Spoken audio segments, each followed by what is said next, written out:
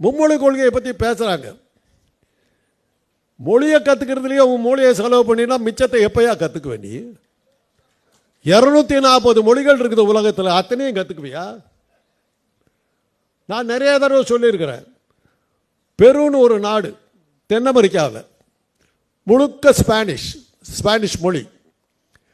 மியாமிங்கிற Florida மாகாணத்தில் இருக்கிற மியாமிங்கிற ஏர்போர்ட்டில் ஏறி ஃப்ளைனுக்குள்ளார உட்கார்றேன், பெருநாட்டு பிளேனில் உட்கார்றேன். அங்கேயே ஸ்பானிஷ் மொழி பேச ஆரம்பிச்சிட்டாங்க. அங்கேயே காலி. ஏரோஸ்பேஸுக்கிட்ட காஃபி கேட்கறதுக்கு தெரியல எங்களுக்கு. அதுவாக வந்து கரண்டியோடு கொடுத்துச்சு. ஏர்போர்ட்டில் இறங்குறோம், கைகால் ஓடலை, யாருக்கும் இங்கிலீஷ் தெரியல.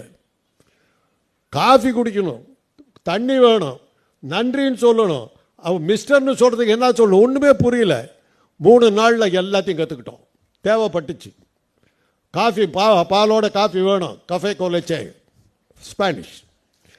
காஃபிக்கு பால் வேணாம், கஃபே ஓலே முடிஞ்சு போச்சு. மிஸ்டர் கிடையாது, சீனர். மிஸ்ஸு கிடையாது, சினோரிட்டா. Thank you, gracious, Aqua, water. 5 கற்றுக்கிட்டோங்க. அதுக்காக நான் 40 வயசில் தென் அமெரிக்கா போவேன்னு சொல்லி பள்ளிக்கூடத்தில் இந்திய ஸ்பானிஷ் சொல்லி கொடுப்பியா நீ? என்னையா மும்மொழி கொள்கை? அறிவு கட்டத்தனமா இல்லை?